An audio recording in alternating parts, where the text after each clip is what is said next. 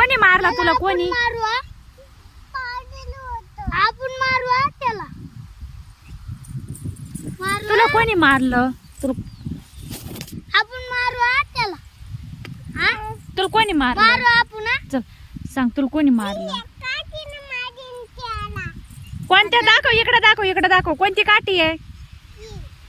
काठीनं मारती त्याला? लय लागन ग त्याला. इकडे इकडे इकडे इकडे आणू नको त्याला. आपला समूह भाऊ येतो. अरे इकडे ये ना तू.